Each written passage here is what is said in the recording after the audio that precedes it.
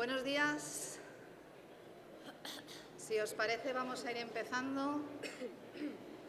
Hemos esperado 5 minutitos por si llegaba alguien, pero como no tenemos mucho tiempo y el tema promete, vamos a ir empezando. Antes de nada voy a presentar a las 3 estupendas mujeres que tengo al lado, con perfiles muy distintos. Esa es la fuerza de las mujeres que ha impactado en el sistema de sonido. ¿Sí? ¿Lo quito? ¿Todo bien? Vale. Bueno, para no perder mucho tiempo, podría hablar mucho de ellas, pero voy a intentar hacer una presentación breve. A mi derecha tengo a Rocío. Rocío Serrano es licenciada en Filología, es traductora, correctora, redactora de contenidos, formadora, y le gusta aprender todo lo que cae en sus manos y se define como tecnófila. Eso tiene mucho sentido con lo que vamos a hablar hoy, pero siempre desde la postura de que es la tecnología lo que debe estar a nuestro servicio y no al revés.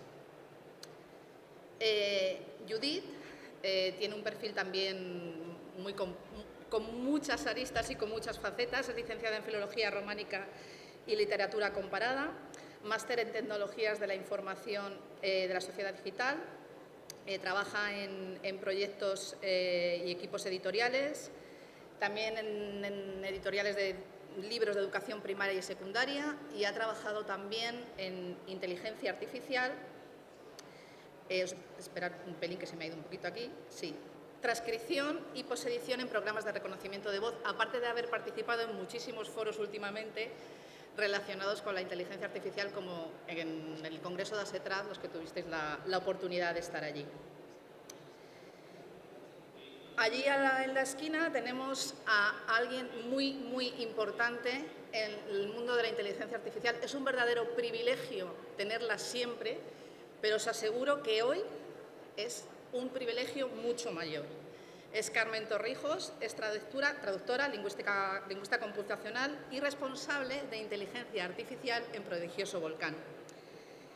Carmen lidera proyectos que aplican la innovación de los sistemas inteligentes a la comunicación, la creatividad y el diseño.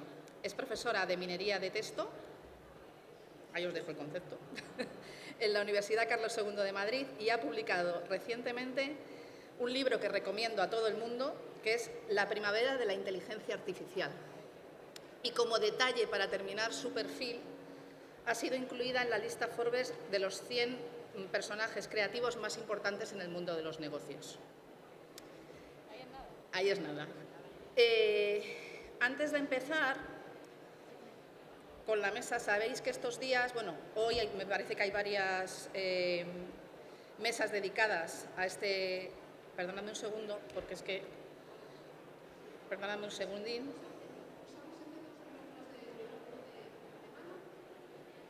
¿Perdón? No, el de al lado. Ah, perdón. Vale, perdón. Dadme un segundito. Hola. Un segundín.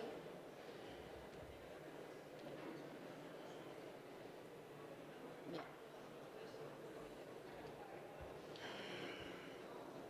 Hoy vamos a hablar mucho en LIBER de inteligencia artificial. Va a haber varias mesas redondas, va a haber varios foros. Por eso me gustaría centrar, antes de empezar, de qué vamos a hablar aquí. Esta mesa se llama Las herramientas de traducción editorial más allá de la inteligencia artificial. No vamos a hablar, primero voy a decir de lo que no vamos a hablar. No vamos a hablar de la inteligencia artificial como algo genérico. No vamos a opinar sobre si nos parece bien o nos parece mal. No vamos a entrar en cuestiones emocionales, personales, victimistas o triunfalistas. No. Lo que vamos a hacer es hablar de manera profesional.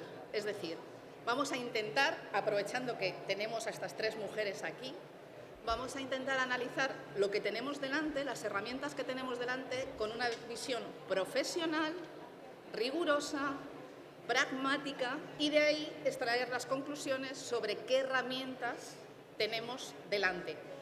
Además, no vamos a hablar solo de más allá de la inteligencia artificial, vamos a hablar de más acá, porque la intención que tenemos es hablar del pre, del dónde estamos y el dónde vamos, y siempre hablando de las herramientas y las tecnologías que nos ayudan a traductores, correctores, redactores, editores, a mejorar nuestro trabajo.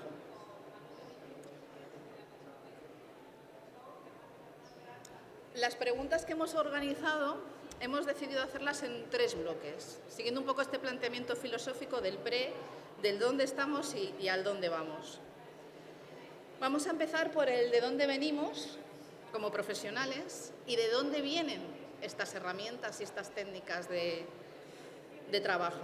Así que os pregunto a las 3, para que me hagáis una visión un poco general, de cuáles son los antecedentes de los que venimos en cuanto a herramientas y tecnologías de traducción, redacción y corrección.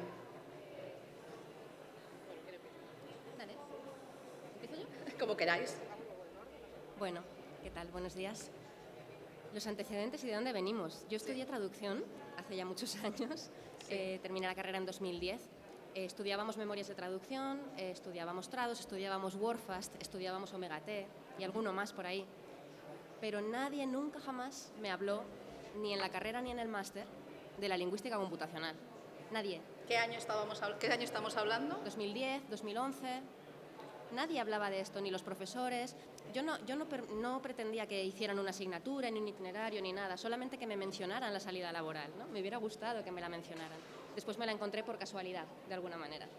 Creo que eso está cambiando ya, ahora sí que se empieza a hablar más de esto, pero el resultado es que 10 años después la inteligencia artificial y la traducción están súper integradas, ¿no? No se concibe la traducción ahora mismo sin pensar en los traductores automáticos, en la traducción asistida. Así que, bueno, esto es un poco de dónde venimos y cuál ha sido el recorrido. Yo a lo largo de mi carrera he visto crecer, por ejemplo, Google Translate con diferentes tecnologías detrás, la misma herramienta, ¿no? La misma interfaz, pero con motores muy distintos dentro que han ido cambiando y evolucionando a lo largo de los años. Y eso es un poco el recorrido histórico que yo he vivido.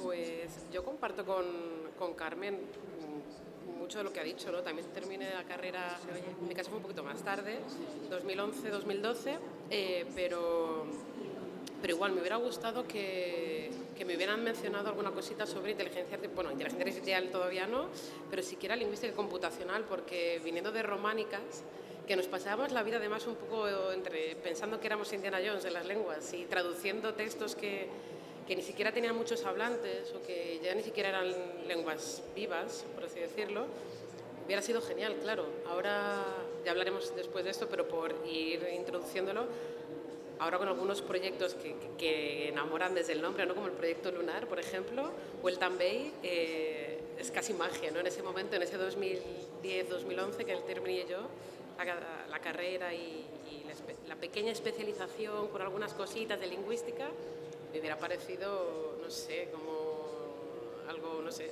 ciencia ficción totalmente. ¿Se nos oye? Se nos oye mal, ¿no? Se nos oye regular, ¿no? Aparte de la fuerza, vamos a ponerle un poquito de voz. Vamos a proyectar la voz, como se suele decir. La voz. Pues poco puedo añadir a lo que han dicho las compañeras. Quizá por el hecho de que yo soy la más vieja de las 3 y acabé la carrera un poco antes, además yo vengo de la filología. En la filología, además, cuando yo la terminé en su momento, el mundo editorial rara vez se contemplaba como salida profesional. O sea, es una pena que en una carrera como filología inglesa la salida embudo para todo el mundo en su momento pues era ser profesor. No se contemplaban otras opciones, ¿no? Entonces, yo que sí que entré en el mundo de la traducción, a partir de aquí, sí que me fui encontrando a lo largo de los años. Hablamos de cuando yo empecé 2007, pues efectivamente, como ya han mencionado las compañeras, pues herramientas como Trados, MemoQ, es decir, todo lo que son las herramientas de traducción asistida, que no tienen absolutamente nada que ver con la inteligencia artificial. Eso es muy importante ponerlo de manifiesto desde ya. Sí. Las herramientas de traducción asistida son herramientas que permiten al traductor gestionar su traducción e irla almacenando para luego trabajar sobre ella, pero nada que ver con el boom que tenemos hoy en día. Entonces, esas herramientas siguen existiendo, las seguimos utilizando hoy en día. Y lo que sí que se ha producido, en cuanto al mundo de la traducción, como digo, está esto, sí que se ha producido una integración de la inteligencia artificial en esas herramientas. Por lo que respecta al mundo de la corrección, sí, es que me están haciendo señales desde el público, pero sí, me refiero que ahora hay complementos que se pueden integrar en esas herramientas, que es a lo que me refiero. Puedes elegirlo. Exactamente, puedes elegir. Hay opción de momento. Ahí está, todavía. Bueno, Todavía. depende de la herramienta y algunas que no te dejan ya, ¿eh?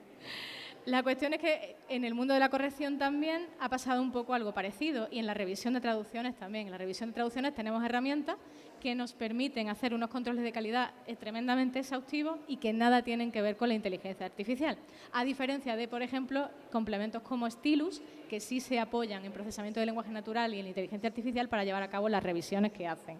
Entonces, un poquito así es como están las cosas. Estamos, como por así decirlo, en ese punto de evolución entre el uso de herramientas que nada tienen que ver con todas estas nuevas tecnologías y la integración de estas nuevas tecnologías. Estamos un poquito ahora mismo en esa frontera, aunque hay quien ya la pasó hace tiempo. Lo que acabáis de decir es muy importante y esto además preparando esta charla hablamos mucho de ello. Las fronteras entre, lo decía antes, asistido, automático, inteligente.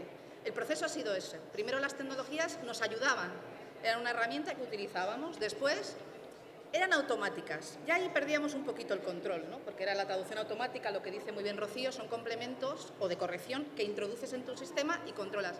Y ahora ya es inteligente. Se nos va de las manos. Claro, y la pregunta es esa. O sea, ¿cuál es la frontera entre tecnología a secas, tecnología de asistencia e inteligencia automática? Bueno, voy a intentar gritar un poco. Hablábamos precisamente nosotras, la primera vez que hablamos de esto, de la diferencia entre automática y asistida, ¿no? Es eso que está siempre ahí, esa dicotomía.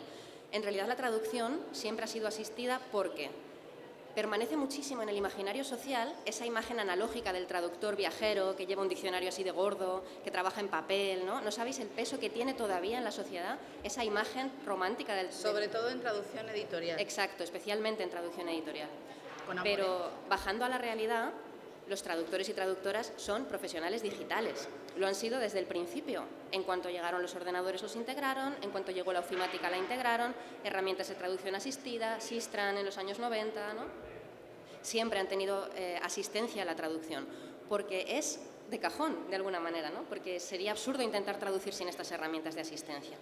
Ahora, el vuelco que hemos dado en los últimos 3 años, yo creo que sobre todo desde 2020, con la inteligencia artificial generativa, es muy diferente, porque tenemos una creación de la traducción con una inteligencia capaz de comprender el contexto muchísimo mayor que la traducción neuronal, que es la más avanzada que teníamos hasta hace poco, ¿no?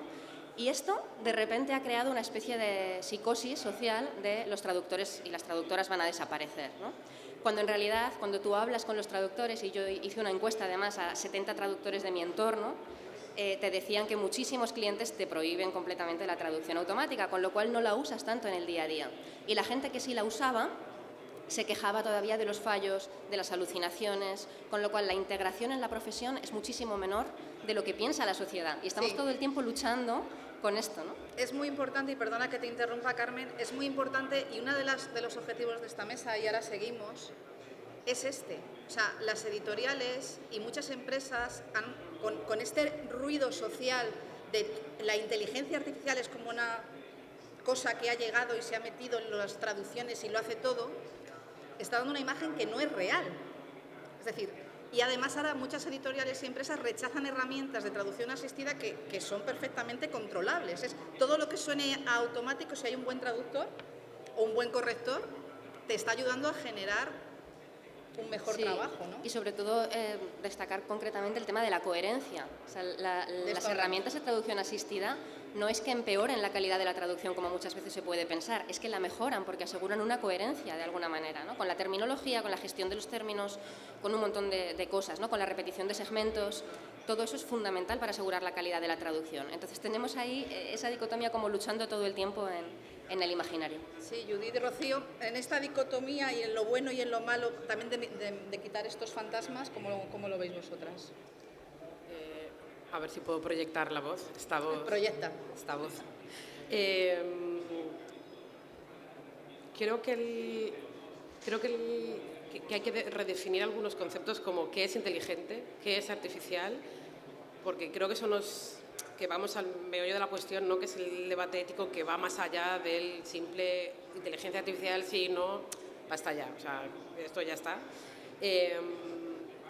Retomando lo que ha comentado Carmen sobre la inteligencia artificial generativa, una que viene también del sector editorial educativo, porque el sector editorial quiero puntualizar que va más allá de lo literario, aunque también practiquemos de ello.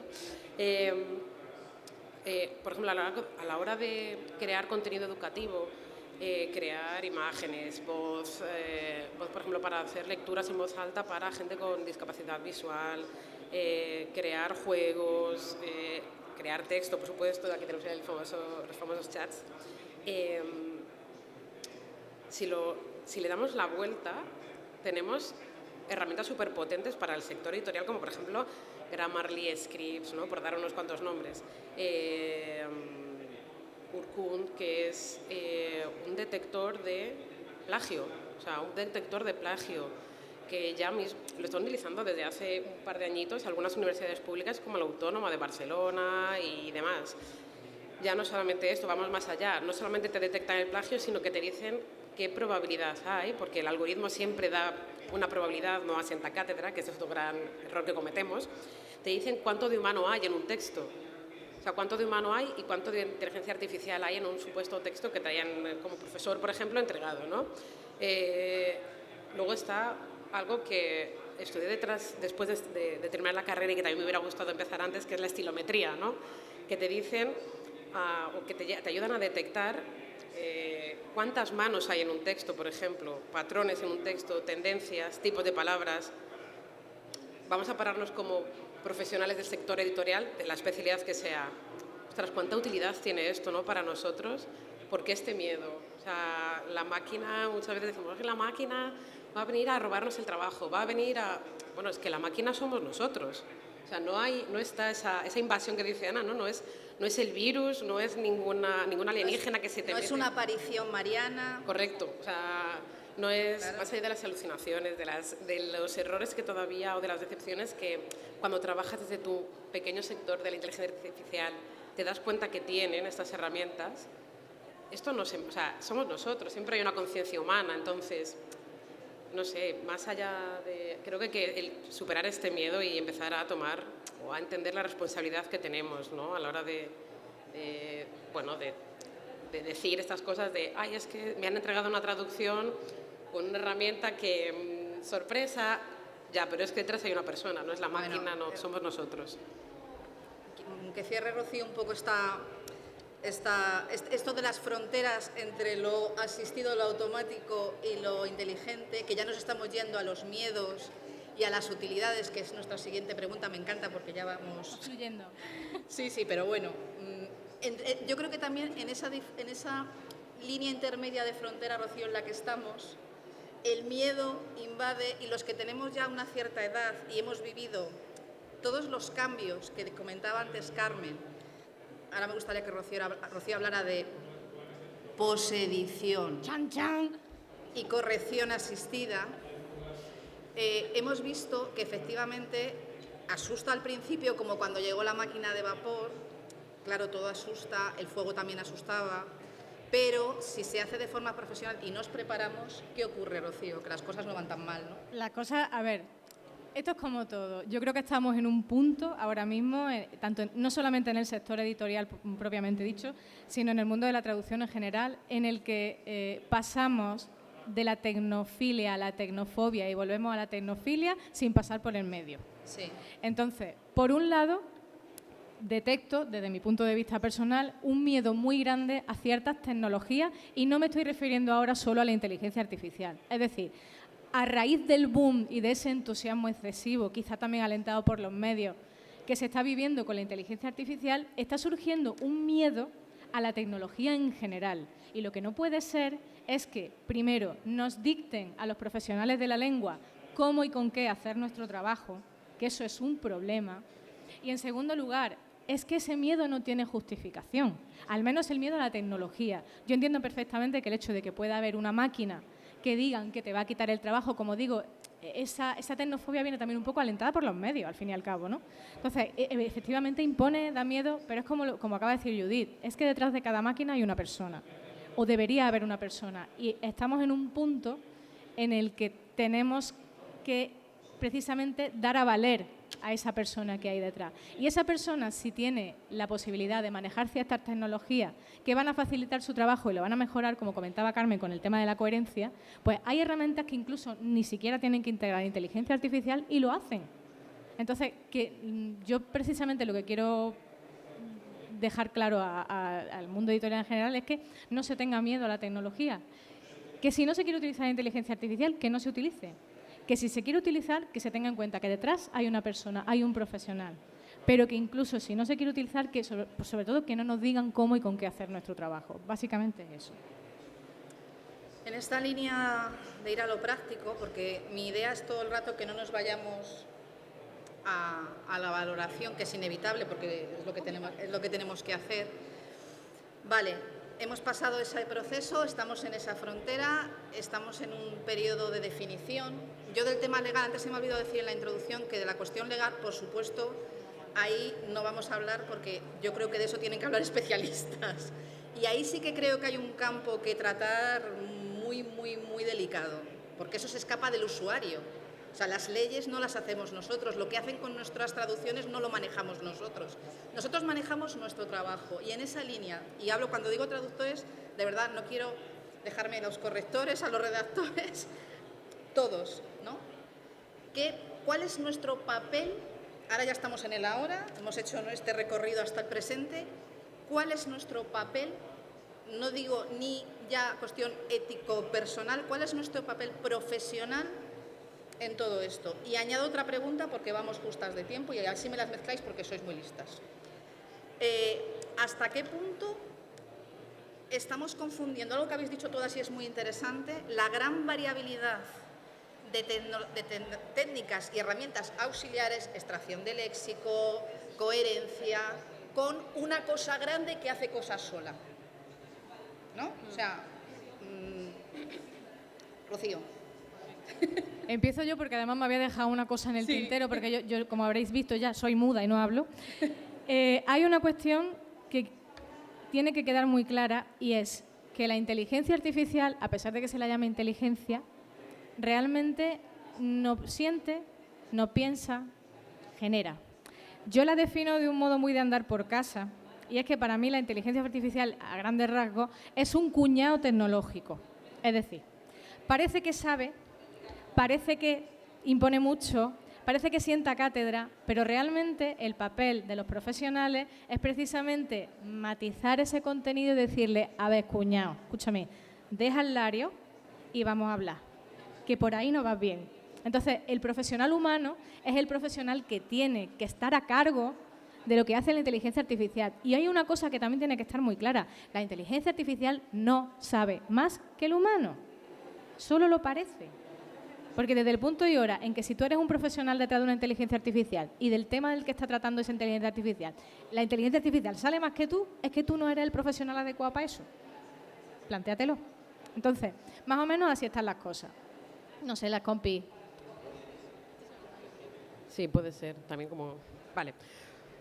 Pues para añadir lo que a cosas, creo, a Rocío, a lo que ha dicho Rocío, como responsables aparte de nuestro trabajo, cómo entregamos, cómo y para qué utilizamos la tecnología que sea, llamémosle X, creo que también tenemos dos responsabilidades más, bajo mi punto de vista. Uno es alfabetizar conceptualmente, si se quiere, ¿no?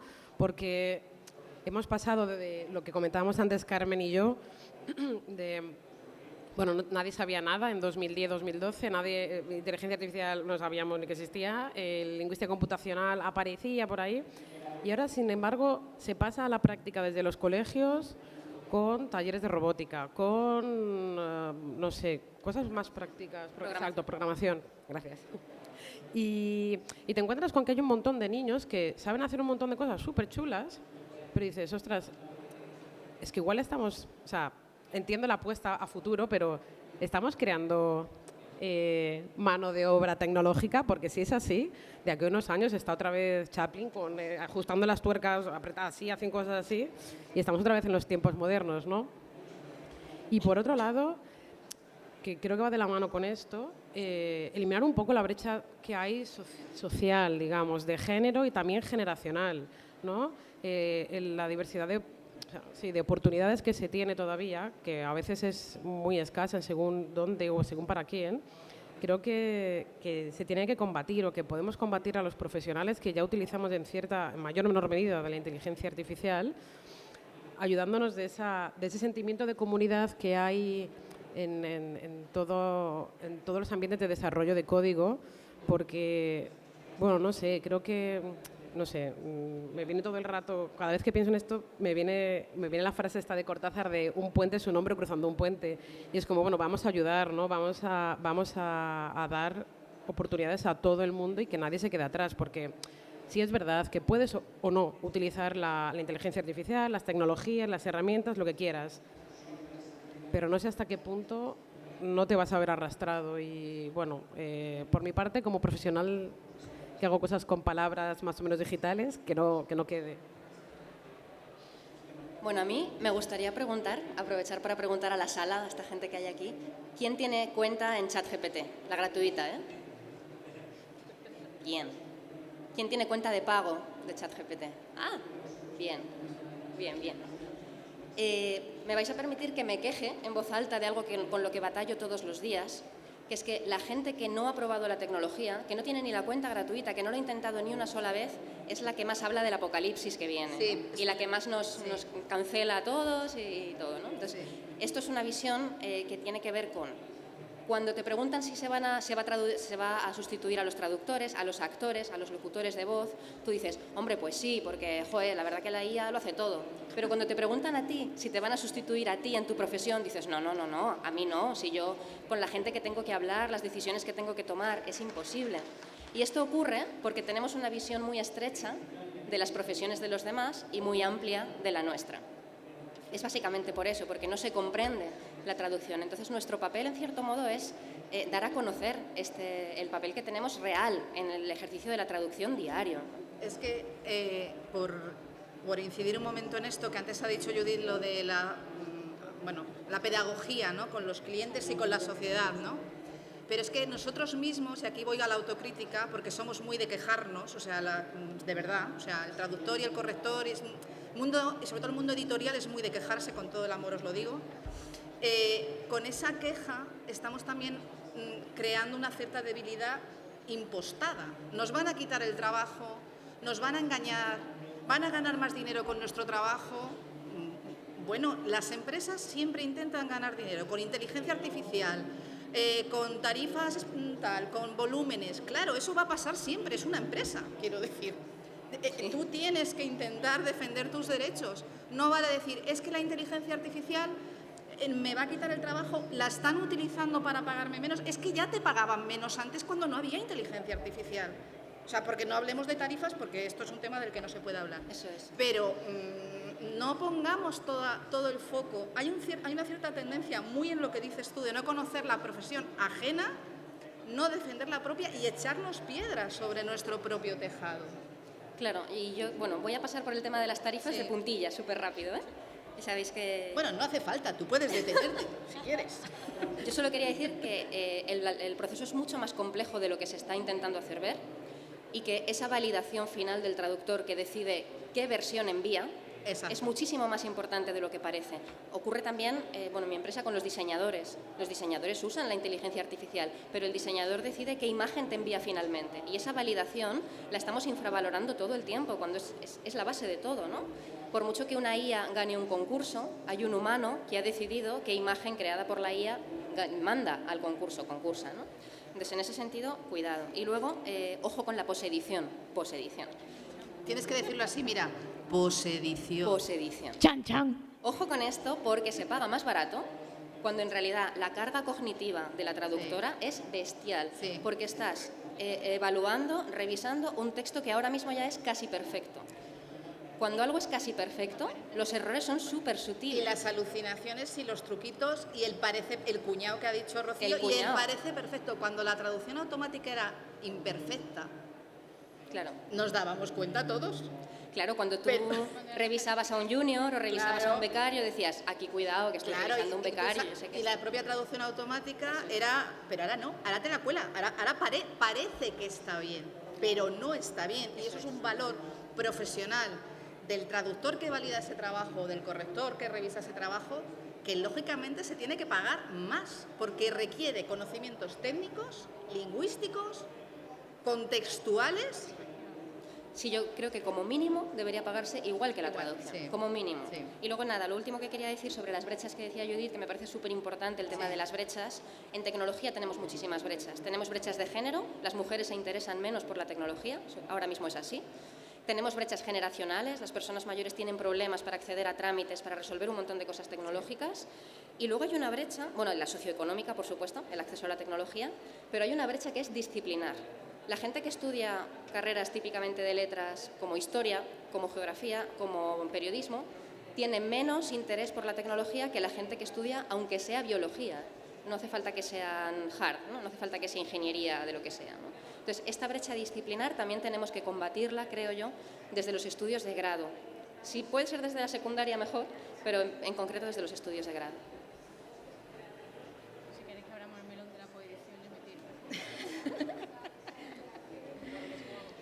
Vamos a ver, en relación con la posedición que estaban comentando las compañeras, efectivamente yo estoy muy de acuerdo con lo que ha dicho Carmen, y además es que hay una cuestión que no se tiene en cuenta, además de esa aparente perfección de los discursos, ya no solo de la traducción automática neuronal, que es la que integró Google en 2018, si no me equivoco, y la que integra DeepL, que es uno de los motores que más se utilizan y demás, ¿no?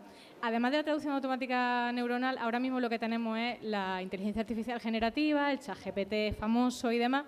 Entonces, los discursos que producen cada vez más son, como han dicho las compañeras, aparentemente perfectos.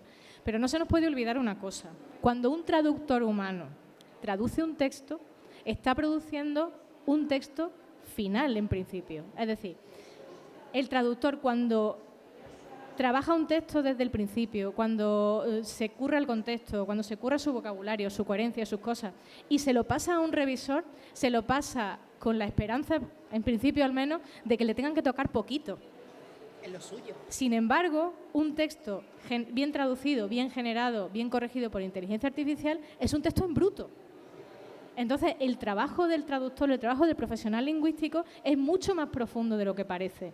No es te voy a pasar un texto traducido automáticamente y me lo revisas por encima. No, es que no se trata de revisar por encima. Aparte de lo que ha dicho Carmen y también ha dicho Ana, perdona que te corte, de las alucinaciones. Yo tengo una anécdota que esta es personal, de haciendo los deberes con mi hijo un día, tuvo que buscar una cosa de Picasso y Picasso tuvo un periodo amarillo y un periodo azul y un periodo no sé cuánto. Bueno, pues el periodo amarillo se lo inventó. Pero que se lo inventó, que dio fechas, dio hasta cuadros, o sea, fue una cosa alucinante. Y claro, yo le dije al padre, digo, ¿por qué estás haciendo los deberes del niño con el ChatGPT si sabes que es un cuñado? Y ahí ese día aprendimos mucho, porque nos dimos cuenta de eso, de que discursos aparentemente perfectos realmente están vacíos de contenido. Y eso es una cosa que se tiene que tener muy clara, que cuando se le asigna a un traductor, se dice, no, es que vas a poseditar esa novela. Perdona, el profesional que se va a enfrentar a esa novela se va a enfrentar a un texto mucho más complejo de lo que parece en principio. Es que además, aparte de todo esto que estamos diciendo, del cuñado, de la perfección de textos, son textos llenos de trampas. El revisor y el traductor profesional se convierte en buscador de trampas y trucos. Y esto es una nueva destreza que todavía nadie nos ha enseñado a hacer. Y como siempre en este sector tenemos que aprender sobre la marcha, porque si hay algo que sabemos los traductores y los correctores es que tú vas aprendiendo según el mundo va cambiando. Es lo que tú decías, claro que somos tecnológicos, o sea, no nos queda otra, tenemos que aprender constantemente y si no, te vas a quedar en un mundo irreal. Vamos a ir al mundo real porque quiero que vayamos un poco a lo práctico y el tiempo corre. Estamos en una feria del mundo editorial y quiero, que además hablamos preparando esta charla, que seáis muy concretas y hablemos de una ventaja o una cuestión valiosa, práctica, que pone valor añadido a una traducción editorial. Vuelvo a insistir, traducción editorial es un libro de cocina, las obras poéticas de cualquier poeta y el manual de autoayuda, porque siempre tendemos, cuando hablamos de mundo editorial, a ponernos muy trascendentales y con los ojos en blanco, y la traducción automática no siente, no parece, bueno ya, pero es que en un glosario de botánica os aseguro que la traducción automática y automatizada es maravillosa para verificar cosas. Este es mi sesgo, no lo puedo evitar. Entonces, me salgo yo. Una cuestión, no voy a decir un punto fuerte y un punto débil, porque no me gustan esas palabras, sino una cuestión que añade y mejora nuestro trabajo y algo que no es que lo empeore, sino que tenemos que vigilar porque podría disminuir la calidad de ese trabajo. El orden, como queráis. Me da lo mismo. Bueno, para variar un poco el orden y no ir siempre tan lineal, que si no es un rollo. Os podéis cambiar de silla también. Vale.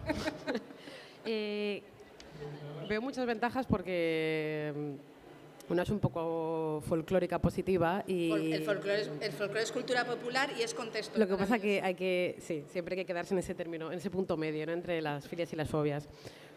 Algo positivo es la coherencia que ha dicho antes Carmen. Cuando estamos traduciendo, corrigiendo, haciendo cosas con un glosario, por favor, la coherencia. O sea, no podemos traducir, por poner un ejemplo muy básico, ¿no? No podemos traducir un mismo término de origen con 70 diferentes de llegada, ¿no?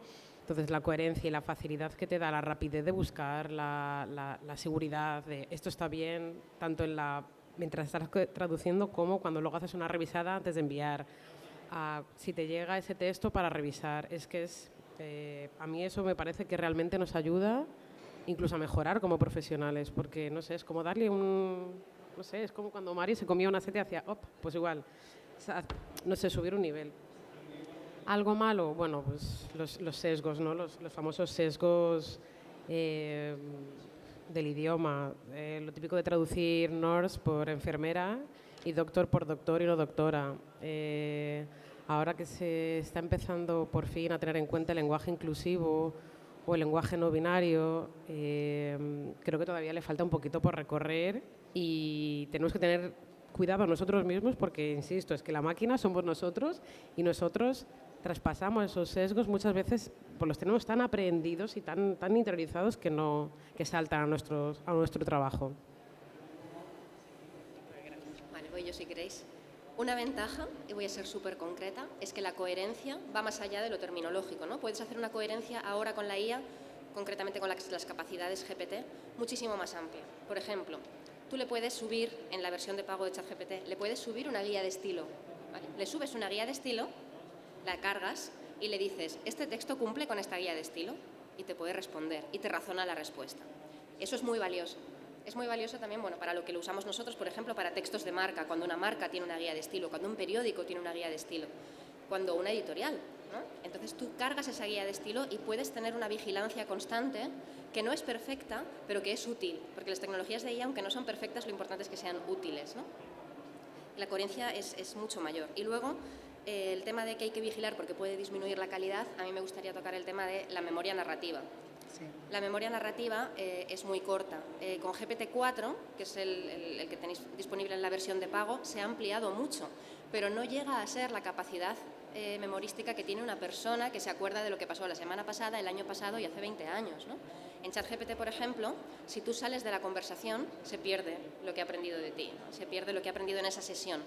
A mí me gusta hacer como conversaciones distintas para todo lo que hago, pero tengo un compañero que lleva meses en la misma conversación para que ChatGPT no se olvide de lo que le ha contado, ¿no? Y le pueda ayudar más y mejor. Cuando se ha intentado escribir un libro o un texto largo con un GPT, hay unos disparates de memoria narrativa muy graciosos, ¿no? Porque el abanico que tiene de contexto es pequeño. Entonces, ese es un poco un tema que en textos largos sobre todo, y en posedición pasa mucho y va a pasar más, hay que tener en cuenta. Pues yo a lo que han dicho las compañeras voy a añadir que concretamente en traducción, además de lo que ya han dicho de la coherencia, que efectivamente es espectacular, pero como digo, no solamente la inteligencia artificial, sino la tecnología. Es decir, que si no se quiere utilizar inteligencia artificial, hay herramientas tecnológicas que permiten mirar la coherencia, incluso la coherencia interna del texto, ¿no? Más allá de lo terminológico, ¿no? A través de expresiones regulares y de cosas que se hace muy bien, ¿no? Pero en el caso de la inteligencia artificial, por ejemplo, yo veo una ventaja y es que somos humanos, afortunadamente todavía lo somos, y de vez en cuando tenemos atascos mentales. Entonces, la inteligencia artificial puede ser un maravilloso desatascador. Es decir, preguntarle a una inteligencia artificial de, oye, que estoy atrancada con este término, con este fragmento, con este tal, ¿cómo lo resolvería? Y entonces podemos utilizar la inteligencia artificial ahí a favor del traductor y decir, oye, igual me da una idea que yo no había contemplado a la hora de traducirlo. ¿Cuál es el problema de esto? Porque esto también tiene una desventaja. El problema es cuando te dan el texto de base para que tú trabajes sobre él. Si tú eres el traductor, ya el hecho de tener que trabajar sobre un texto de base completo, no sobre ese fragmento concreto en el que te has atrancado, el problema que tienes es que luego tú como que no eres capaz de despegarte de ese texto. Es un poco la comparación como cuando te lees un libro después de haber visto la película. Ya en tu cabeza los personajes son los que son. Ya te va a costar mucho imaginarte a ti los personajes desde cero y ponerles tú tu propia cara. Pues pasa un poco lo mismo con la traducción. Cuando te dan un texto para poseditarlo, tú ya estás viendo la cara de esos personajes. Tú no estás creando el personaje en tu cabeza. Entonces eso influye luego mucho al final, no solamente en la calidad, sino en tu propio trabajo. Llega un momento incluso en el que los que hemos poseditado un cierto tiempo hablamos posedités. Nos damos cuenta de que nuestros textos se contaminan un poco de la forma de expresarse de la traducción automática. Entonces, esa sería la desventaja que yo quisiera poner de manifiesto. Antes de irnos a vislumbrar el futuro, que va a ser la parte final, vamos a hacer un poco aquí de adivinación científica. Hay un tema que me gustaría plantear y que no estaba muy preparado, pero ha surgido durante la mesa y me parece muy interesante. Creo que en el mundo editorial, no así en el mundo de la traducción técnica, comercial, páginas web, que es un mundo mucho más dinámico en ese sentido, en el sentido tecnológico, creo que en el mundo editorial hay un problema y es que no se ha, no voy a decir transitado, no se ha recorrido el proceso tecnológico que en otros tipos de traducción y corrección. Es decir, pasamos de traducir con un Word delante y un libro aquí, y mirando diccionarios en Internet, a inteligencia artificial. Este recorrido es inviable. De ahí el miedo, de ahí el pavor. Es que no es culpa de la inteligencia artificial está ahí, es que nos falta recorrido, nos falta aprendizaje, nos ha faltado, por lo que sea, esa forma de ir llegando que en otros sectores de la traducción y de la corrección sí ha ocurrido.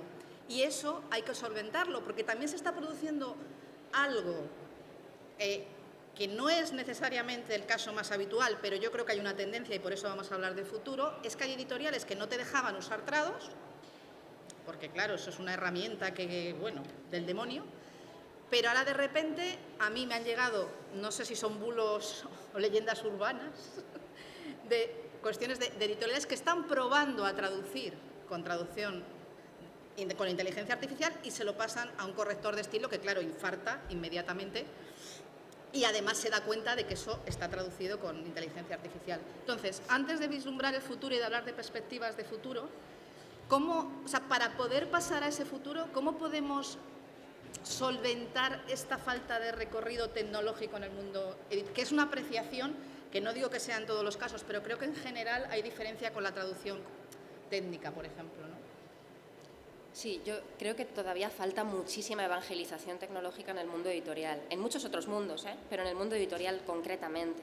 O sea, creo que falta formación en inteligencia artificial a directivos que tienen que comprender qué es exactamente, qué hace, cómo funciona y dejar de hablar de la inteligencia artificial como de un ser extraplanetario que viene a quitarnos algo, a darnos algo, cuando en realidad es un producto humano y completamente creado por el ser humano, ¿no? También creo que un síntoma de inmadurez o de adolescencia de la tecnología es que ahora una traductora busca en muchas herramientas, ¿no? He hecho aquí una lista así rápida de las que se me ocurren. Usamos ahora mismo GPT, usamos DeepL, usamos Lingui, usamos Word Reference, usamos Grammarly, todas las que estamos combinando todo el día, que las tenemos abiertas en las pestañas, ¿no? Esto es un síntoma de que estamos en transición, de que no hemos llegado a recorrer todo. Yo pienso que en el futuro, y esta es mi bola de cristal, sí, vamos a ella ya, tendremos un solo sistema que haga todo esto. Ahora mismo ya, por ejemplo, en GPT, lo que le gusta a la gente que no traduce de manera profesional, que traduce ocasionalmente, es que no tiene que salir de GPT para traducir. Puede redactar ahí y puede traducir ahí. Lo hacen, porque es muy cómodo. Sí creo que caminaremos hacia un solo copiloto que tendremos abierto todo el día en nuestro sistema operativo, que nos hará todas las búsquedas, que nos hará todas las sugerencias y con el que podremos de alguna manera contar, pero eso, como un copiloto, como una asistencia muy completa y muy inteligente que nos ahorrará trabajo. Fijaros la magnitud y la potencia de esa herramienta en manos de un buen profesional y en manos de un mal profesional. El matiz está ahí. La tecnología es la misma. El que la usa es el que marca la diferencia. Yo creo que para combatir esta, bueno, o para superar esta adolescencia, ¿no?, que dice Carmen, hace falta, vuelvo a insistir, y a lo mejor soy un poco pesada, en la alfabetización. Es que hace falta, creo que algunas veces ya hemos reflexionado con compañeras o tú en tu casa, no sé, tomando un café, ahí un poco en plan, tengo un atasco mental y voy a seguir, que el sector editorial literario, sobre todo, en el que la mayoría somos mujeres todavía, y claramente está demostrado que tenemos, o hemos tenido tradicionalmente menos interés, se abre una brecha de género alucinante porque ¿qué discurso tenemos de la inteligencia artificial? O sea, ¿qué nos han contado? ¿Qué nos hemos creído? Eso, es un alien que nos van a atracar, va a venir aquí alguien, se ha metido en el ordenador y he mandado un chorizo. Y dices, no, es que esto no va así, ¿no?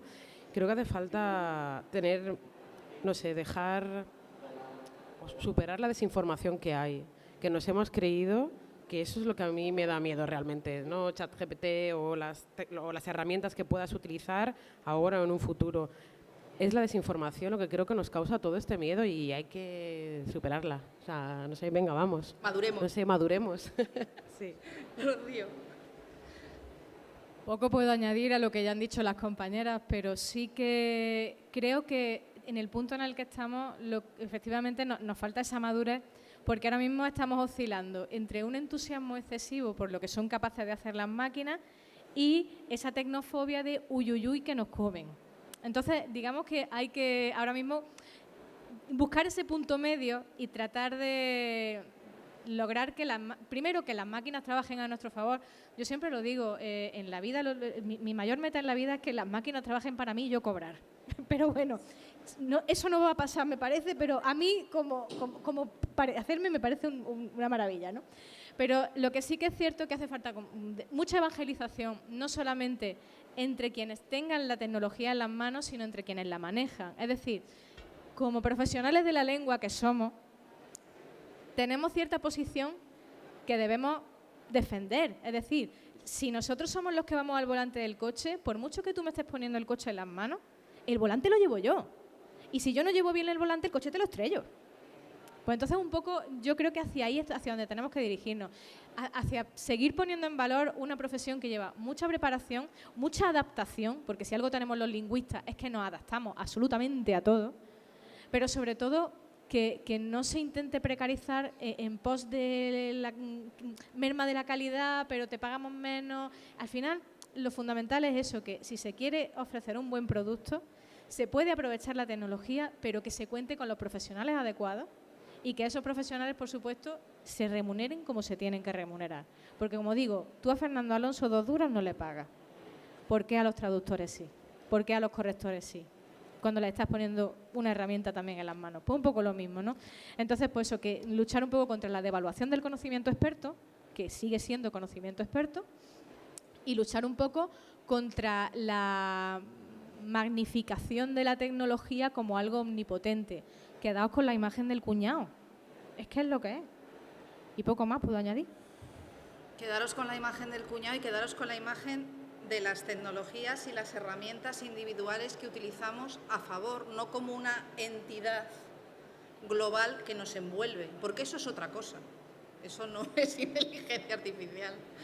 Nos queda muy poco tiempo y tengo 2 cuestiones que hacer. La primera es que quiero, me da igual un tuit que un titular, o sea, ahora no os podéis enrollar, o sea, algo. ¿Qué mensaje dejamos antes de irnos sobre herramientas, tecnologías aplicadas en el sector editorial y basadas o utilizando inteligencia artificial? Me da igual mensaje, conclusión, cántico, consejo, me da igual, lo que queráis. Bueno, Venga. una frase mía muy habitual, que es que la inteligencia artificial no es un ser, es un producto y hay que entenderlo como tal y hay que entenderlo como una herramienta y nada más que una herramienta. Y una cosa más, que es que la inteligencia artificial nunca reemplaza personas ni reemplaza puestos de trabajo. La inteligencia artificial reemplaza tareas y la palabra es tareas, task, es la que se suele usar y a mí me parece que eso es muy preciso en la realidad. Bueno, siguiendo un poco, no sé si va a ser para un tuit o para 7, lo siento. Bueno, se puede hacer un Espero que menos, pero siguiendo un poco lo que estamos diciendo, creo que nos equivocamos cuando damos capacidades humanas a... Esto que seguro que lo habéis oído de... El algoritmo dice... No, en todo caso el algoritmo predice y tú ya ves qué haces con esa incertidumbre, con esa horquilla, ¿no? A veces, no sé, pienso que también nos equivocamos en quedarnos en esa zona gris casi de ciencia ficción, ¿no? O de peli de serie B, es que ¿qué es esto, ¿no? ¿Dónde estamos? ¿Qué miedo tenemos a todo esto? ¿Nos van a comer? Y no saltamos al verdadero debate, que va más allá de la ética, ¿no? Igual necesitamos palabras nuevas para definir realidades nuevas. O sea, el hombre, la mujer profesional, el ser profesional hace cosas nuevas. Bueno, igual estamos ante un nuevo paradigma o nos está arrollando un nuevo paradigma y necesitamos reinventar el lenguaje. Esto ya ha pasado alguna vez. O sea, no estoy inventando aquí la rueda, ¿no? Vamos a por, no sé, o sea, vamos a ese sarao, ¿no? ¿No nos apetece, en serio? O sea, vamos a ello. Sí que estoy un poco tecnófila, pero es que creo que para tener miedo ya, yo qué sé, ya vendrá. No, miedo ya. Entonces, creo que esto por un lado y por otro, y ya termino de verdad. Es un tuit largo. Ahora viene el segundo tuit o el segundo hilo. No, yo que trabajo con lenguas minoritarias, que no se nos olvide que estamos en un país en el que la mayoría de su territorio es diglósico.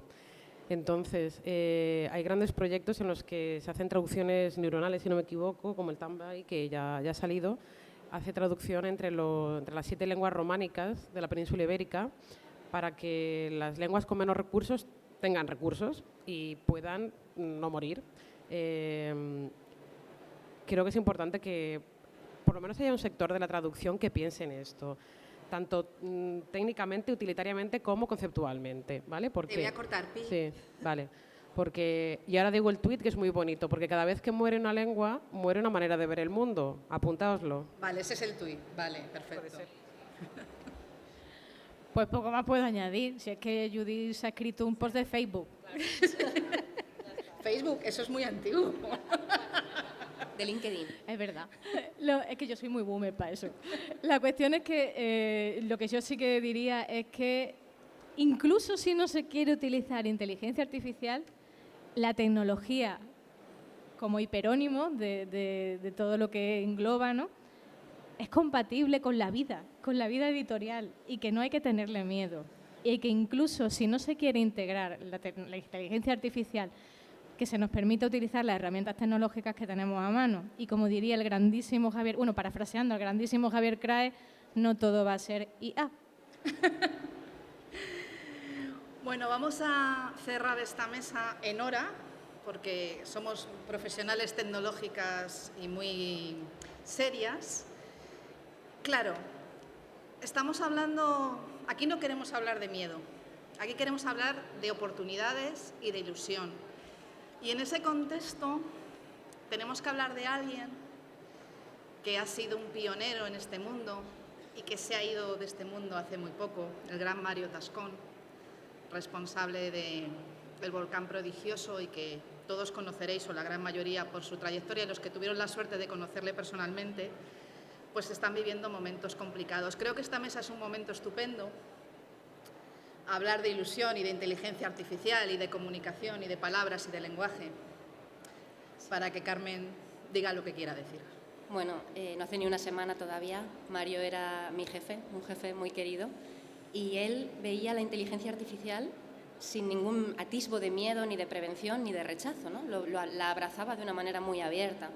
Mario era periodista y fue el precursor del periodismo digital en España. Él dijo que estando en Nueva York podrías ver la edición del País de ese mismo día. Hace 30 años la gente no le creía y aquí estamos, ¿no? Y sobre la inteligencia artificial, él tenía esta visión tan abierta y tan positiva que yo creo que le quitaba un poco la venda de los ojos y le permitía ver muchísimas posibilidades creativas y yo desde luego voy a seguir con ese legado. Gracias, Ana. Le damos un aplauso, ¿no? Sí.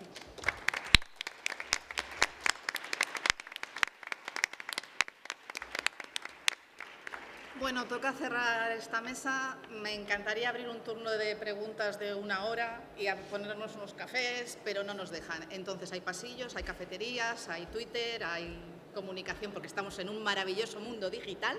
Hay Facebook para Rocío. Hay Facebook para Rocío, incluso. Que muchísimas gracias a todos.